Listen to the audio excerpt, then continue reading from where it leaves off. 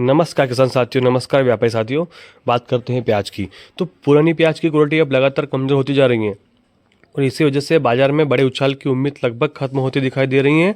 दिवाली के बाद नासिक मंडियों में से एक अच्छी तेजी देखने को मिली थी और बाजार कुछ समय ऊपरी स्तर पर भी स्थिर रहा था, लेकिन इसके बाद से दबाव धीरे धीरे बढ़ता गया है और प्याज के बाजार नीचे आते गए हैं और अब कहीं से कहीं तक उम्मीद नहीं दिख रही है। अधिकतर मंडियों में पुरानी प्याज का वजन और क्वालिटी गिरती नजर आ रही है, जिसके चलते किसान और व्यापारी इसे स्टोर करने के बजाय मंडियों में बेचकर निकाल रहे हैं तथा बाजार में सप्लाई करने पर मजबूर हैं कम भाव में। और आवक बढ़ने से दामों पर भारी दबाव दिखाई दे रहा है, खासकर सभी मंडियों में देखने को मिल रहा है। बाजार मतदाताओं व्यापारी ने जो ऊंचे दामों में खरीदी की थी वह ना तो निर्यात में और ना ही घरेलू बाजार में फायदा दे पाई।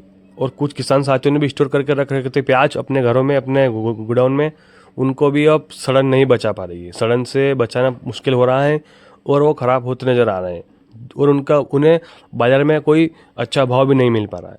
कुल मिलाकर अभी किसान और छोटे व्यापारी, प्याज के व्यापारी अभी फिलहाल मुश्किलों का सामना करते नज़र आ रहे हैं।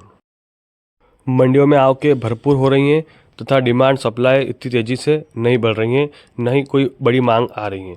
इसलिए खरीदारी घट गई है और बाजार वो नरम होता गया है और वो होता नज़र आ रहा है।